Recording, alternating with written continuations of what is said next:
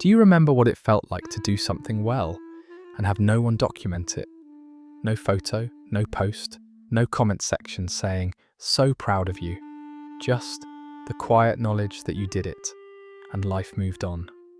If you were born into Generation X, you grew up in a world that did not clap every time you tried.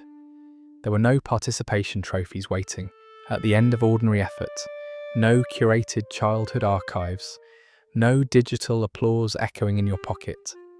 You were raised in the space between supervision and neglect, between freedom and invisibility. And that space shaped your psychology in ways the modern world still doesn't fully understand. This is the psychology of Gen X, the generation raised without applause.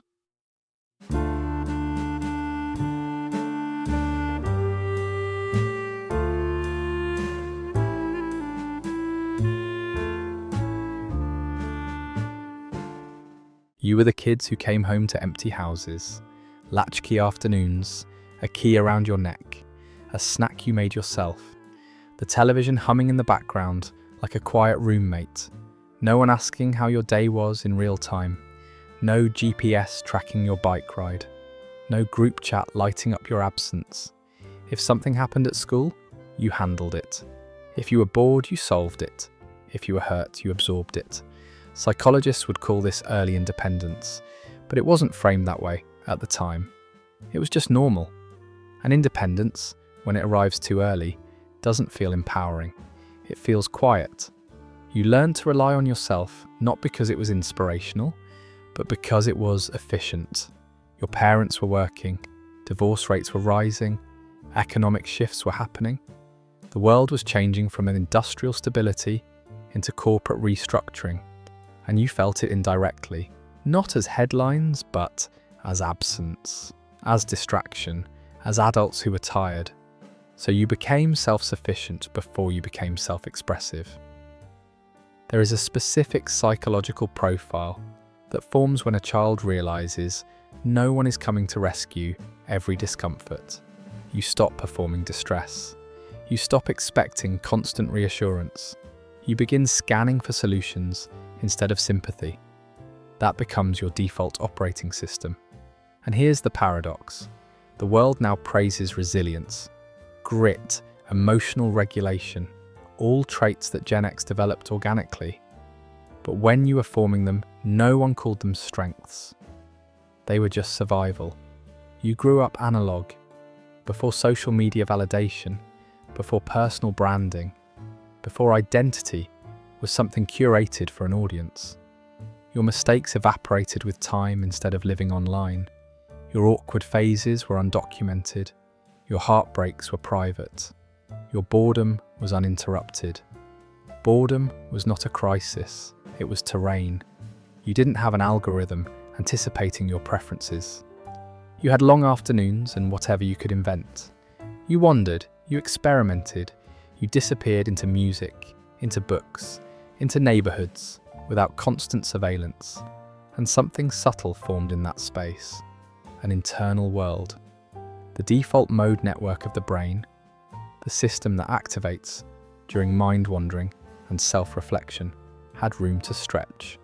You developed imagination, not as a creative hobby, but as a psychological refuge.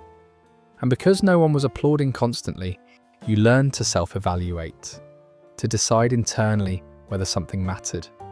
Your compass formed inwardly. This is why Gen X often appears emotionally self-contained. It's not that you don't feel deeply, it's that you learned early that feelings were yours to metabolize. There's a difference between being unsupported and being unobserved. Many Gen X children were not unloved, but they were unmonitored.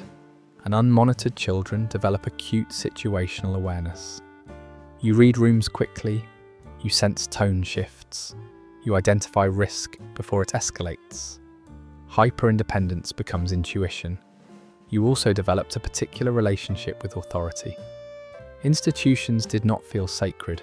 You watched corporations lay people off. You watched political scandals unfold. You saw promises fracture. Cynicism wasn't rebellion, it was pattern recognition. And yet beneath that skepticism, there is something deeply idealistic. You wanted authenticity. You wanted honesty. You rejected polish in favor of realness. Grunge wasn't just a music genre. It was a psychological stance. Strip away the artificial. Say what's true. Don't oversell it. When the digital world arrived, you were adults, or nearly there. You remember the before. You remember when privacy was default, when work stayed at work, when friends couldn't access you 24/7. The internet was not your native habitat. It was a tool you adopted. That distinction matters, because you understand both silence and noise, both offline depth and online performance. You can navigate social media, but you're not psychologically dependent on it for identity. You lived too long without applause to require it. And that is powerful, but it also carries a cost.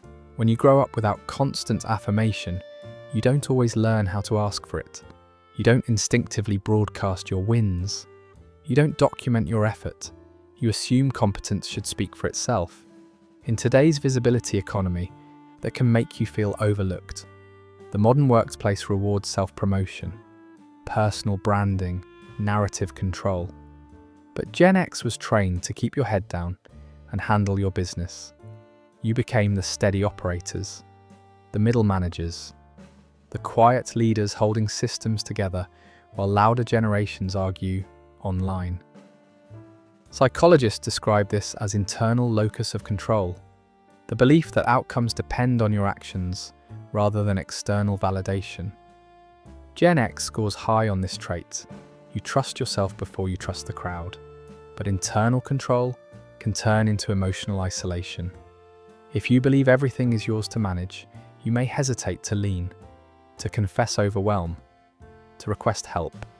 And now, in midlife, many Gen X adults find themselves in the structural middle, aging parents above, children below, careers at peak demand, the famous sandwich generation. You carry responsibility upward and downward simultaneously. And because you were raised without applause, you don't always expect recognition for carrying it. There is a specific exhaustion that comes from competence without acknowledgement, from being reliable in crisis, from being the one who doesn't fall apart. The world assumes you're fine because you always have been. But resilience is not the absence of fatigue, it is endurance under load. Your childhood also shaped your relationship with emotion. You were not encouraged to narrate every feeling. Emotional literacy wasn't a curriculum.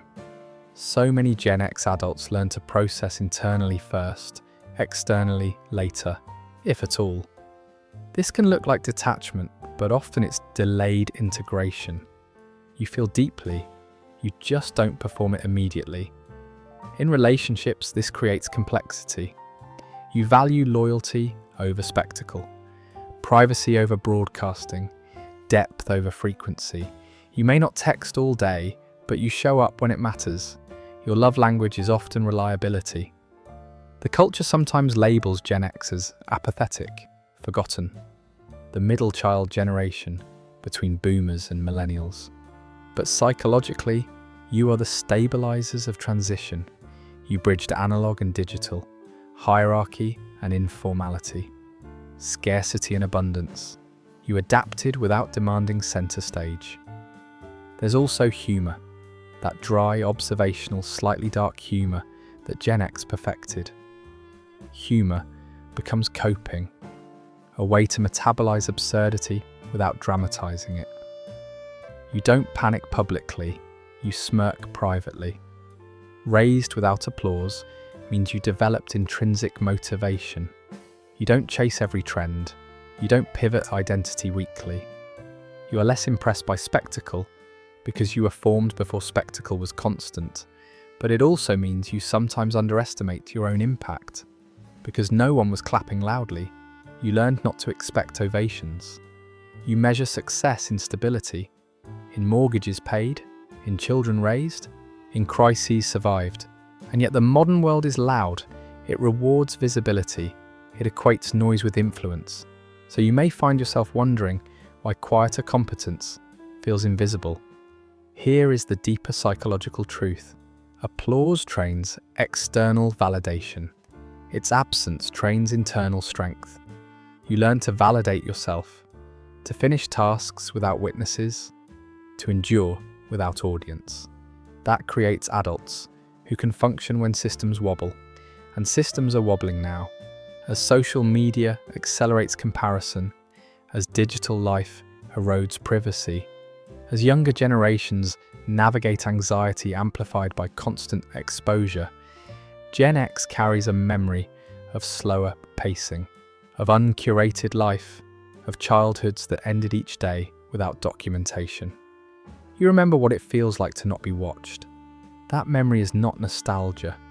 It is psychological evidence that humans can form identities without continuous feedback loops.